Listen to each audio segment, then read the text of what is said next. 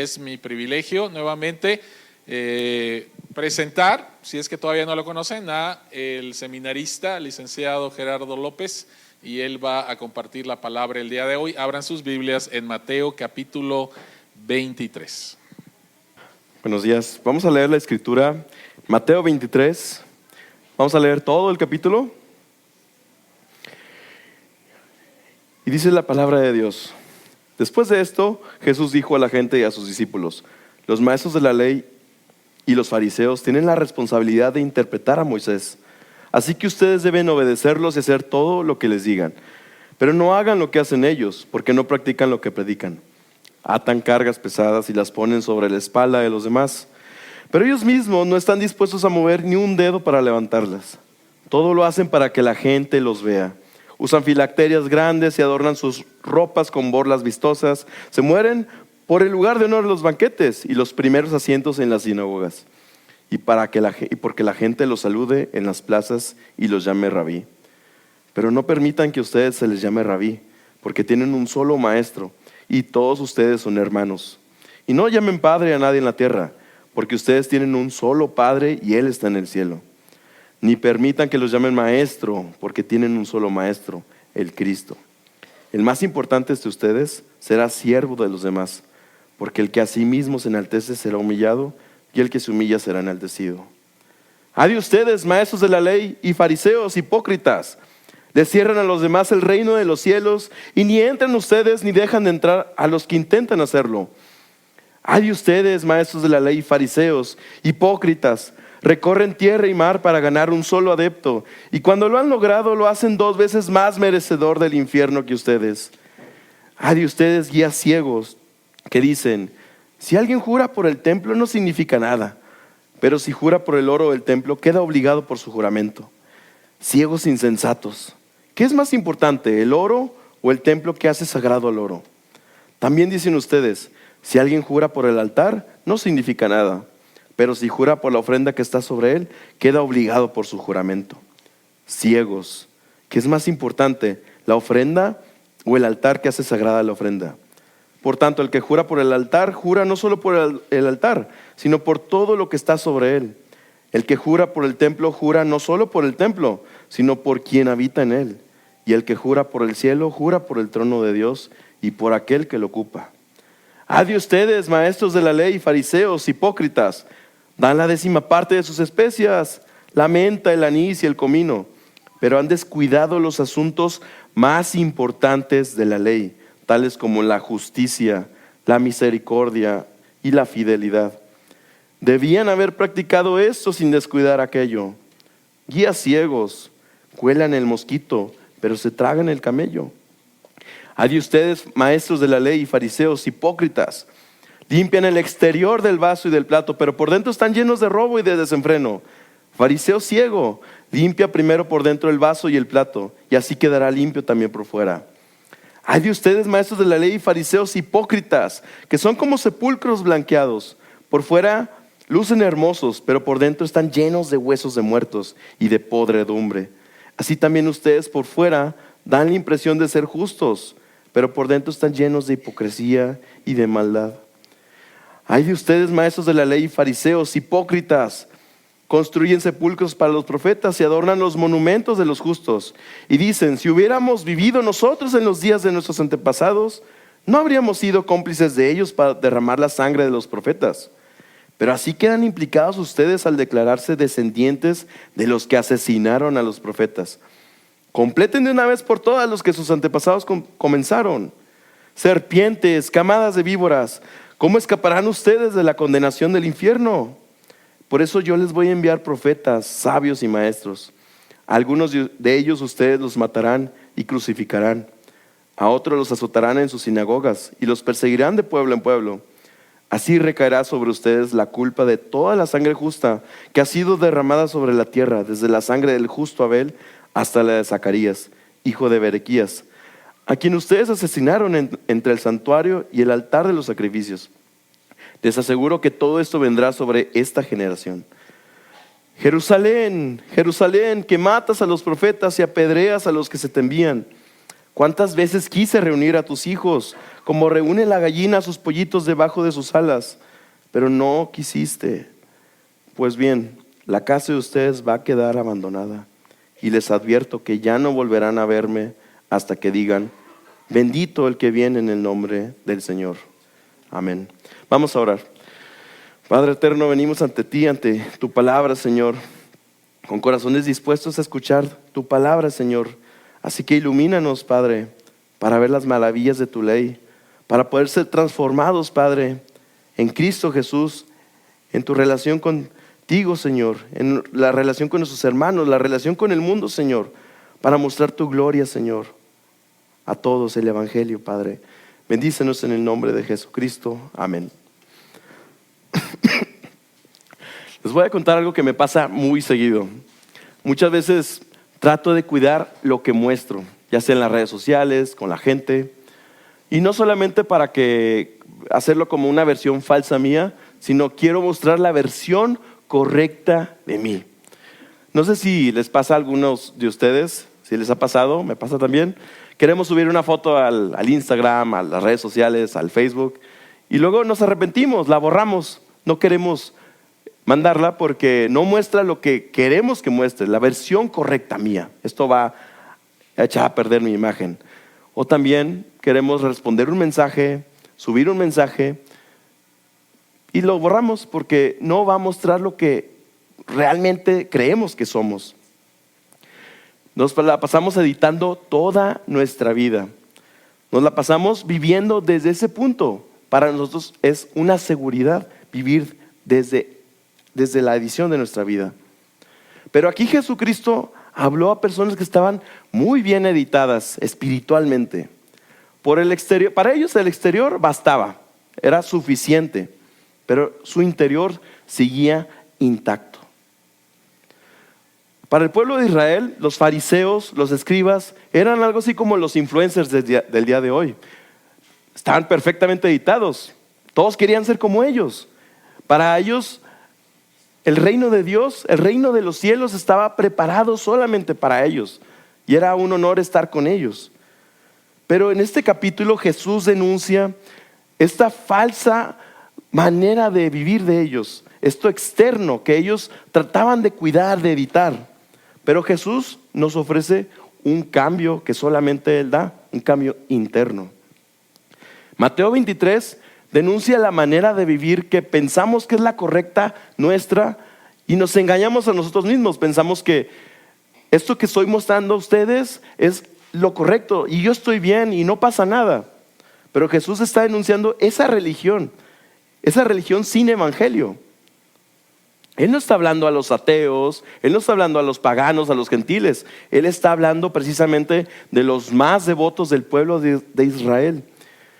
No solamente habla a ellos, sino también es para nosotros. Uno de los mayores peligros que enfrentamos en la iglesia es que podemos vivir con mucha moralidad, pero sin gracia. Una religión que no tiene a Cristo se vuelve falsa y además te mata.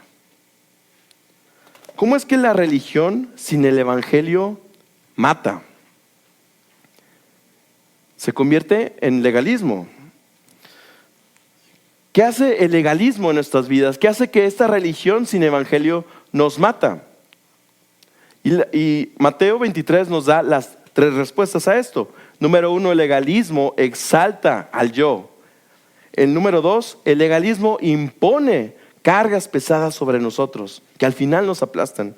Y número 3, para romper con todo esto, para romper con el legalismo, Jesucristo cumple lo que nosotros no podemos hacer.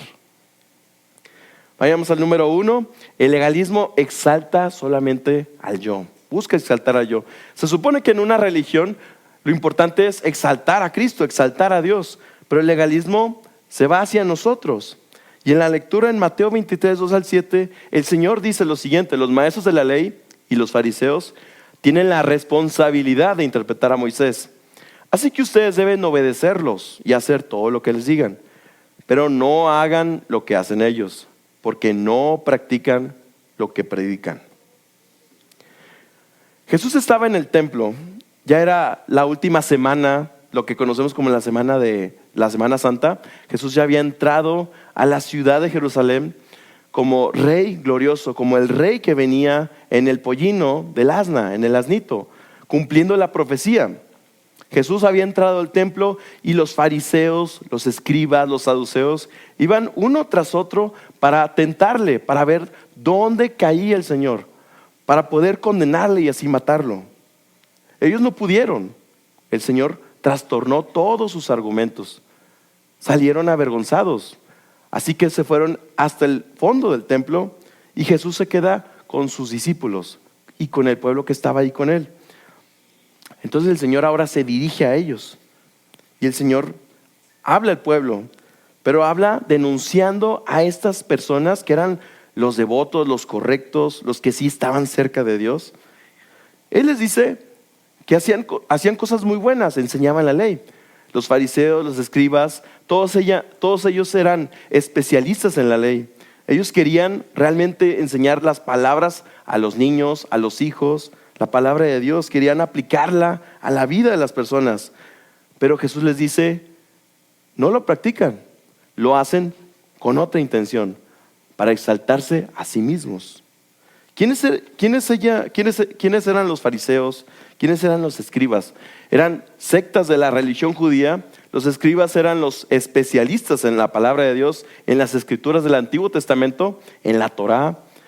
Y los fariseos buscaban aplicar la vida de la ley hasta el más mínimo detalle en el pueblo, en ellos mismos. Pero Jesús llega y los desenmascara. Dicen que el Señor dice que utilizan la ley para ser buscados, aceptados por Dios, sentirse superiores, sentirse cerca del Señor. Pero para ellos la relación con Dios solamente era una excusa. El legalismo no siempre rompe las reglas, pero muchas veces las utiliza para sentirse superior, para exaltarse a sí mismo. Jesús realmente saca de onda a todos, porque ¿cómo es que estos correctos, estos devotos, estos líderes religiosos cayeran en esta barbaridad? El Señor muestra la incongruencia entre lo que dicen y lo que hacen, porque ellos utilizaban la religión para sentirse seguros de sí mismos, para sentirse los más grandes, o como dicen los GOATs, los más grandes de todos los tiempos. Y esto lo vemos en nuestra vida diaria, aunque no lo percibamos. Para nosotros a lo mejor es normal. Voy a mostrar una ilustración. Cuando no tenemos trabajo, estamos buscando trabajo, ¿qué es lo primero que hacemos? Pues mandamos currículums, editamos nuestro perfil de LinkedIn y entonces empezamos a maquillarnos ahí, a editar, subir habilidades que ni siquiera practicamos tanto. Yo me sé tantos idiomas, nomás sé saludar algo en francés y ya pongo que son 30% en francés. Sé manejar todos los softwares, puedo realmente cambio mi puesto en el que estaba. Antes era un asistente y me pongo como supervisor. Entonces maquillamos para llamar la atención, para que nos contraten. No lo hacemos conscientemente.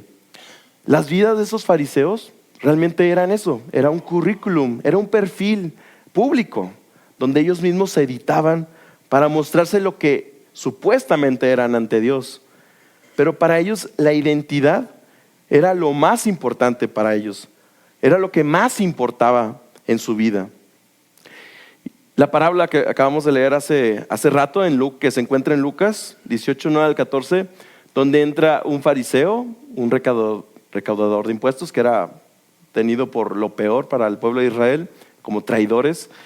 Pero este fariseo entra digno de sí mismo, seguro, y diciéndole a Dios: Señor, te doy gracias porque tú me hiciste bueno, yo soy el bueno, yo soy. Se exalta a sí mismo.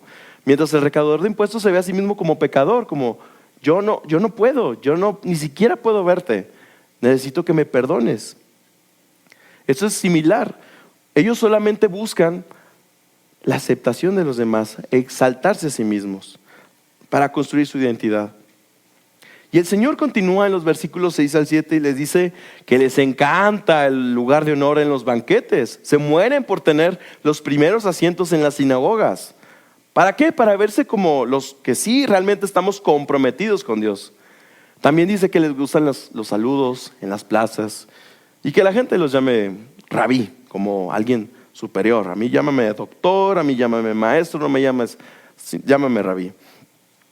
Pero Jesús los desenmascara. Les dice, seguidamente el Señor Jesús les dice hipócritas. ¿Qué era un hipócrita? Bueno, un hipócrita era un actor profesional en los tiempos de Jesús. Tal vez Jesús estaba acostumbrado a ver algunos actores profesionales cómo se quitaban las máscaras, se ponían una máscara, se ponían otra para representar a diferentes personajes. Pero Jesús les está diciendo, precisamente los fariseos y escribas son eso, son actores. Solamente están mostrando lo que quieren mostrar, lo que quieren apantallar. Está diciendo casi como si fueran actores ganadores del Oscar de la fe. Fingían ser buenas personas. Ellos buscaban esa admiración, ¿por qué? Porque no tenían el amor de Dios, les faltaba el amor de Dios.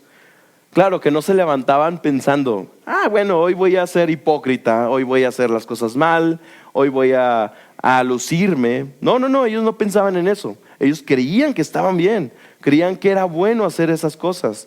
Ellos estaban en lo correcto supuestamente, pero ellos sentían esa necesidad de admiración. Ahí estaba su gloria, en la admiración. Lamentablemente nosotros hacemos lo mismo. Usamos las cosas buenas, usamos la Biblia, la palabra, las reuniones, aún a Dios mismo lo usamos para construir nuestra identidad, para buscar la aceptación de los demás, para buscar la admiración de todos. No sé si ya vieron la película Amadeus, es una película de los 80s. También Tim Keller la usa mucho en el Hijo Pródigo, Dios Pródigo, perdón, en el libro del Dios Pródigo. Y en esta película se trata de dos compositores, voy a poner una imagen aquí. Está Antonio Salieri, el compositor que decía a Dios, Dios, yo quiero ser el mejor compositor, quiero tener ese talento grande que solamente tú das y quiero ser famoso y quiero ser el mejor. Pero lo pedía a cambio de algo. Decía, solamente te voy a adorar si yo te doy esto, a cambio de mi obediencia, a cambio de mi devoción, a cambio de esto y otro. Para él, hacer eso bueno necesitaba una recompensa, un pago. Luego llega Mozart, el más irreverente, el más irreligioso, el más inmoral, pero con un talento divino, un talento grandioso. Salieri se sacó de onda. ¿Cómo es posible que este hombre que no hace nada bueno, Dios lo bendice? Mientras yo hago todo lo bueno para ti y tú no me bendices. Eso se parece mucho a la parábola del hijo pródigo, donde el hijo mayor que se queda en casa, que hace lo correcto, que yo sí soy bueno, yo no soy como ese que se fue, pero yo merezco ser tratado bien, no como ese hermano sucio que vino. Yo quiero ser porque soy bueno, hago las cosas bien, pero su motivación no estaba en el amor al Padre, estaba en sí mismo, quería autojustificarse, quería autoexaltarse, ser aceptado a sí mismo, solamente por sí mismo.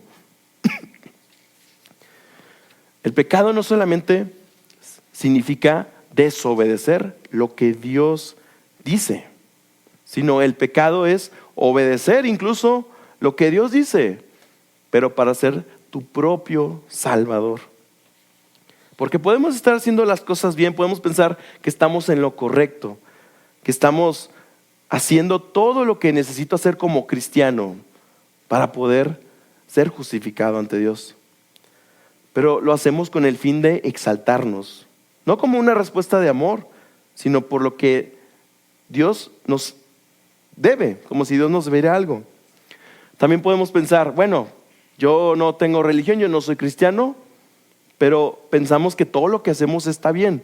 Yo estoy bien por no ser cristiano, entonces estoy haciendo toda mi vida, construyendo mi vida en esa bondad y me tiene que ir bien porque me tiene que ir bien.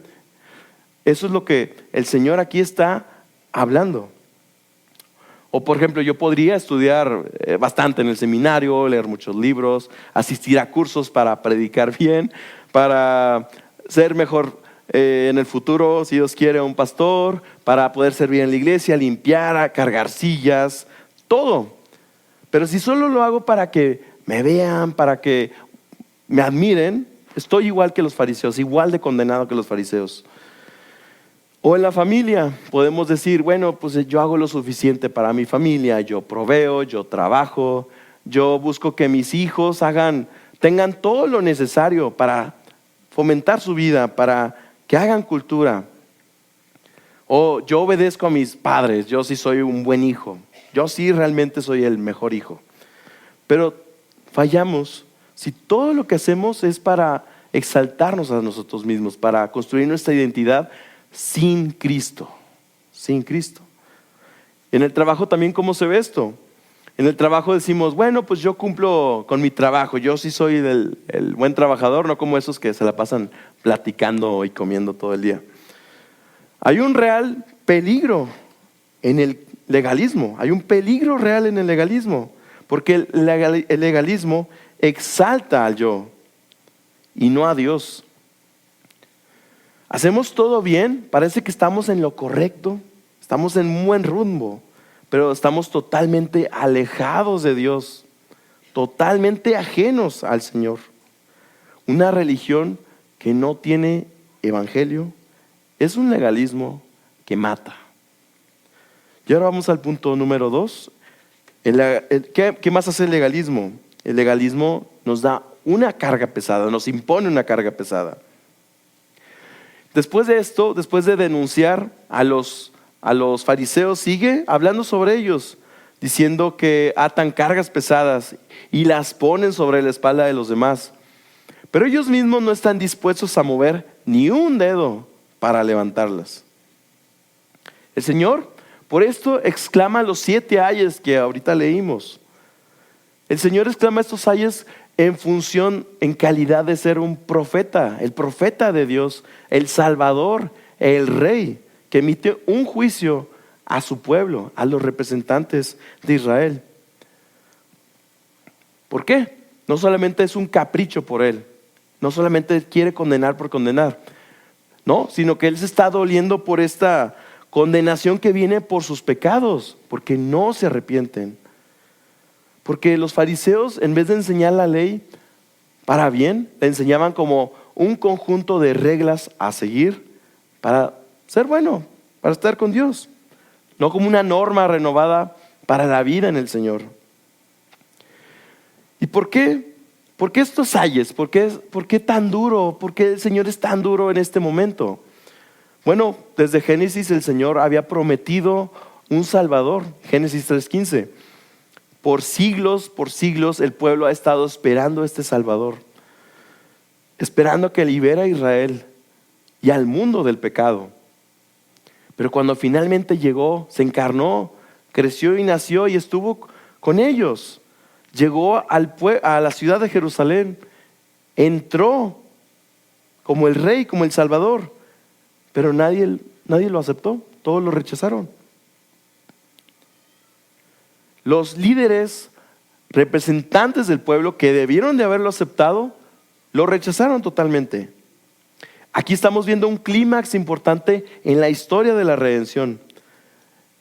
Es como la máxima declaración de que el pueblo de Dios, religioso, devoto, que realmente sí es del pacto, decía: no queremos tener a Dios en nuestra vida, no quiero a Dios reinando sobre mí. Por eso Jesús lanza estos 7 ayes. Y legalismo no significa seguir la ley de Dios. Es diferente, totalmente diferente. El legalismo es seguir o tratar de obedecer a Cristo, la ley de Dios, sin Cristo. Es tratar de seguir lo que Dios nos dice que sigamos, pero totalmente sin gracia, sin el Señor Jesucristo. Y entonces la ley no es un pecado, la ley no está mal. Por eso dice Pablo en Romanos 7:7, ¿qué concluiremos? ¿Que la ley es pecado? De ninguna manera. Sin embargo, si no fuera por la ley, no me habría dado cuenta lo que es el pecado. ¿Para qué sirve entonces la ley? Bueno, la ley tiene 3 usos. Una es revelar el pecado, 2 es refrenar la maldad del mundo, Y 3 es guiar la vida del creyente en Cristo. Pero los fariseos usaban la ley para imponer cargas a los demás, para poder que ellos cayeran sobre su propio peso. No era para llevarlos a Cristo, no era para aligerar su carga del pecado. Los escribas y fariseos no eran conocidos por ser libertinos, ateos, pero ellos se excusaban de una manera muy particular de su maldad. Solamente, el Señor les dice que solamente hacían lo que les convenía. Como cuelan el mosquito, lo más pequeño, porque no vaya a ser que me vaya a comer un mosquito en mi vino, porque es impuro, pero se tragaban todo el camello, un animal gigante, y es totalmente impuro. Decía el Señor, no tiene congruencia con lo que hacen. Y muchas veces pensamos que esto solamente es para ellos. Jesús dice, hay de ustedes, maestros de la ley, fariseos hipócritas, dan la 10ª parte de sus especies, se fijan en lo más pequeño, pero han descuidado algo muy importante de lo que es la ley, seguir la ley de Dios, que es la justicia, la misericordia y la fidelidad. A ellos no les importaba nada de eso. Lo que querían era imponer cargas pesadas. Ellos ni siquiera trataban de hacerlo. Nos podemos quedar pensando en los fariseos, en los escribas, en toda esta gente religiosa, como que ellos son los malos, ellos son los villanos de la historia y nosotros los pobres víctimas. Pero realmente ellos eran los representantes del pueblo. Jesús estaba denunciando a los representantes porque ellos representan lo que dirige la vida de todo ser humano. Ellos eran los representantes de cómo se ve nuestro corazón de una manera muy, muy fuerte. Cuando se tiene la ley de Dios, cuando se tiene lo que es correcto, cuando se tiene lo que es bueno, lo que se hace bien, pero no tiene su gracia, no tiene su perdón. Voy a darles también dos ilustraciones una ilustración de dos personajes. Ya lo conocen, Martín Lutero. Martín Lutero estaba aterrado por el juicio de Dios. Tenía tanto miedo, tanto temor de Dios, de que Dios lo fuera a condenar, que se metió a un monasterio a hacerse monje. Y entonces él buscaba acercarse más a Dios por medio de la disciplina espiritual. Ahora sí voy a leer la Biblia, voy a orar, voy a ayunar, voy a autoflagelarme, voy a hacer lo posible para aplacar la ira de Dios. ¿Y qué es lo que pasaba? Él sentía un peso muy grande sobre sus pecados. Cuando se iba a confesar, con el que se confesaba, siempre le decía, es que he pecado en esto y en otro, y nunca terminaba. Hasta que ya le decía el padre, le decía, ya Lutero, ya cállate, ya, estás perdonado. Ya el Señor te perdonó porque estás sobre lo mismo. Y Lutero decía, no, es que yo he pecado. Y ahí estaba. Hasta que descubrió la justicia de Dios, lo que dice Cristo. La justicia de Dios en Cristo, eso lo liberó de sus cargas. Si te parece muy lejano, algo más cercano puede ser la película Whiplash, no sé si la vieron, donde está el baterista de jazz, Andrew. Él quería ser excelente, él quería ser famoso, no, buscaba la excelencia, pero también buscaba la fama a través de la excelencia. Y está bajo Fletcher, que era su maestro. Ese maestro pensaba que bajo cierta humillación, sobre la presión constante, era la única manera de traer esa excelencia en él. Andrew se convence a sí mismo, se vuelve un fariseo en sí mismo, diciendo, no, tengo que hacer esto y tengo que sufrir, me tiene que doler, me tiene que costar para realmente hacer algo que valga la pena. Entonces, todo el valor de su persona dependía de su desempeño, de su sacrificio, de su dolor. Quizá llegó a ser un gran y excelente baterista, ¿sí? Pero ¿a qué costo? Esto lo hacemos muy seguido en la familia. Buscamos aceptación que depende más bien de los mandamientos, más que de la misericordia de Dios, más que del amor de Dios. Amamos con ese mandamiento, como decir, bueno, tú deberías de hacer más. Decimos, tú deberías ser responsable, tú deberías ser más espiritual, tú deberías dar más a esta familia. Pero lo decimos de una manera que solamente ata cargas a las personas, porque no lo hacemos con una intención de liberarlos, sino de que hagan algo por nosotros, por mí. Pero usamos también la ley para nuestros hijos. Tratamos de cambiar a nuestros hijos por medio de la obediencia a la ley, por más mandamientos. Pensamos que la ley sola va a cambiar su corazón, pero si no está Cristo, no puede haber cambio. Pero tenemos que ver cómo Dios nos trata a nosotros, cómo Él nos da el amor de Dios en Cristo para nosotros dar a la familia ese amor. O en el trabajo también. Hay una regla no escrita que todos automáticamente nos apropiamos, que es: solamente vales si tu desempeño es excelente. No puedes fallar, siempre puedes dar más. Ese es el pensamiento. Pero esas son cargas que se vuelven imposibles de llevar.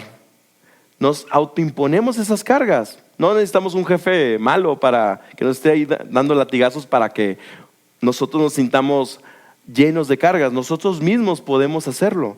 Nosotros mismos nos imponemos. Pensamos que nuestra salvación depende de nuestro desempeño. La realidad es que nosotros nunca podemos cumplir con las exigencias de la ley, con las exigencias de cambiar nuestro corazón, ni siquiera con nuestras propias exigencias.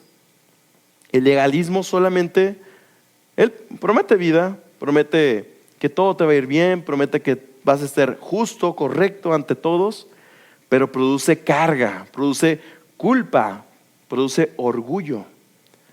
Finalmente produce desesperación, ansiedad y muerte.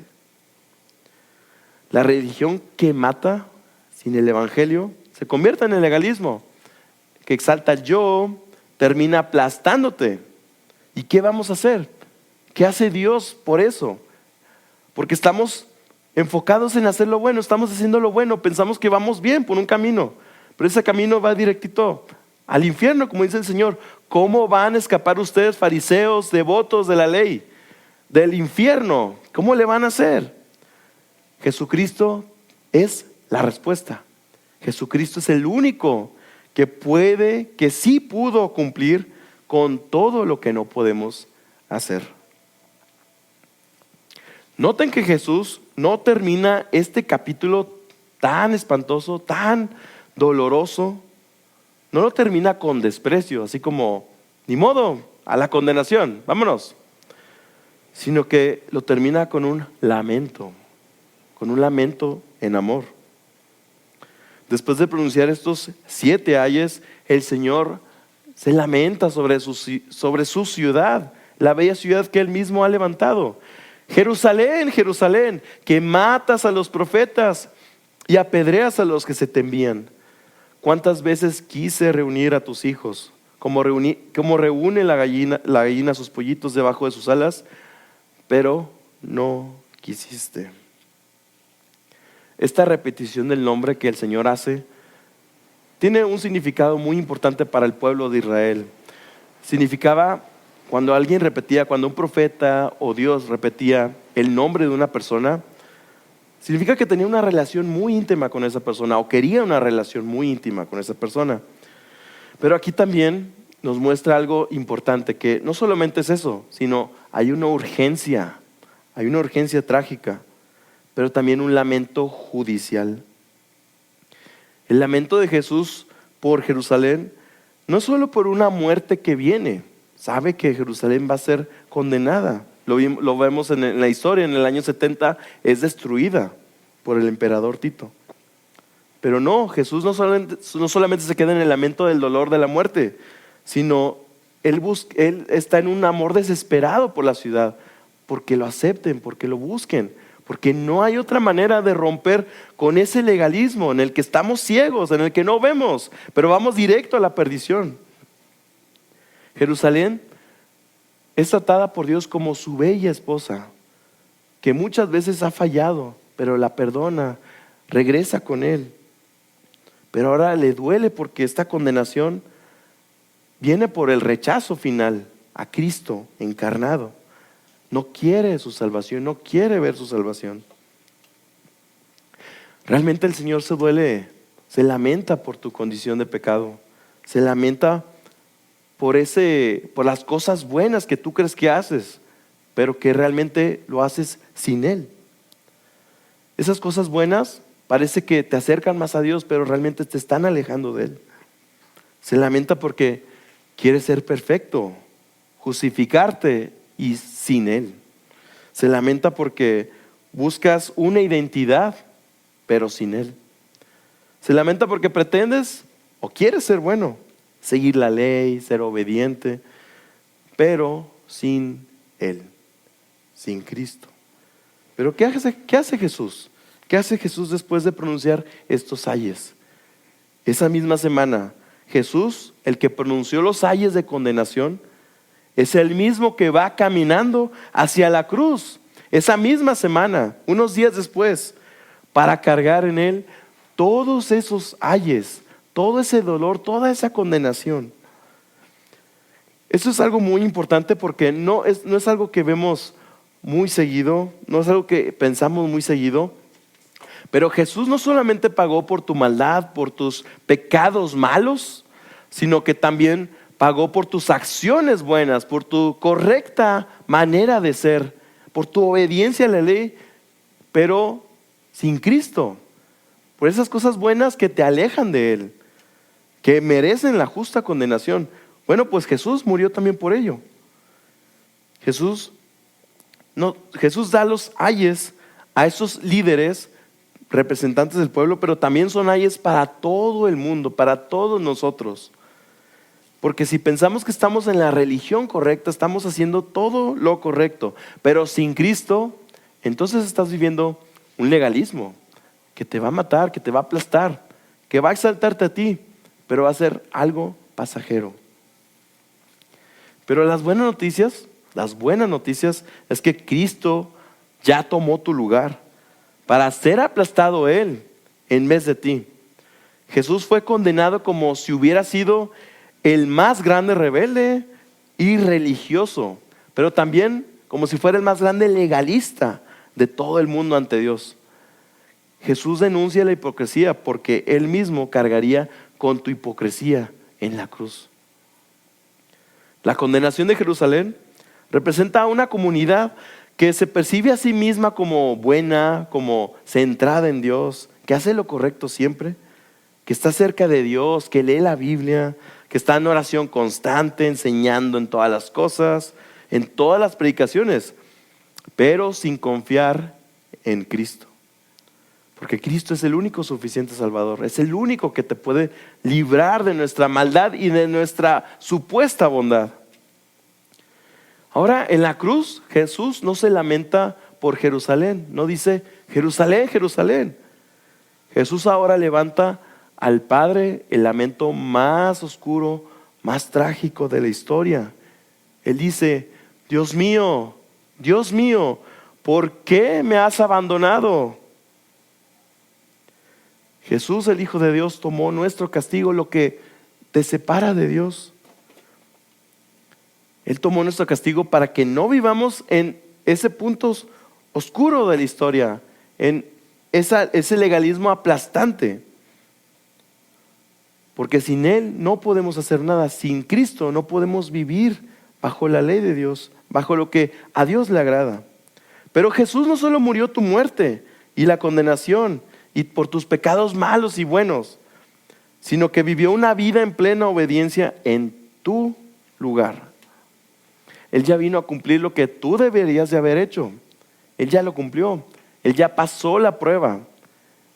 Y como sello fue resucitado. Él resucitó. Es nuestra garantía la resurrección de que en Cristo tenemos no solamente perdón, sino una vida llena de justicia. Como si nunca hubieras hecho nada malo y hubieras agradado a Dios en todo. Mateo 23 nos confronta con una pregunta incómoda. ¿Para qué usamos la obediencia a Dios? Para acercarnos de Dios, para escondernos. El Evangelio no es para portarte mejor, para echarle más ganas. Ahora sí, pórtate bien. No, se trata de arrepentirnos de nuestra maldad, de nuestra rectitud falsa, de lo bueno que somos, de lo correcto que hacemos, para solamente recibir la rectitud que viene de Cristo. Si ya estás cansado, si estás confundido, si estás incluso molesto con Dios, ese no es un llamado para hacer más, es un llamado para venir a Cristo, para que descanses en Él y que sueltes todo eso. Ya deja de cargar el legalismo, descansa en Cristo, renuncia a que pruebes tu valor ante Dios, ante los demás, porque Cristo solo te da valor eterno. Olvida esa olvida esa versión religiosa de ti. Deja de vivir en valor delante de Dios como si tu valor dependiera de tu desempeño ante Dios. No dependas de ti, depende del Señor. Ven a Cristo, que es el único maestro, el único salvador, que no oprime y salva solamente. Atrévete a confiar en Jesucristo, aun si no sabes cómo. Jesús es tu único salvador. Jesús es el que te recibe como hijo amado, como hija amada, y nada te va a separar de Él. Los fariseos solamente podían limpiar el exterior, nosotros solamente podemos limpiar el exterior, pero Jesús es el único que puede limpiar tu interior. Como si nunca hubieras hecho nada malo, como si hubieras ya agradado a Dios para siempre. No necesitamos legalismo. Nosotros solamente necesitamos a Cristo, el único que limpia y reordena tu vida bajo su gracia, para que puedas obedecerle en Cristo. Ahora sí, agradar a Dios en la base de lo que Cristo ya hizo. En Cristo lo exaltamos solamente a Él, ya no a nosotros.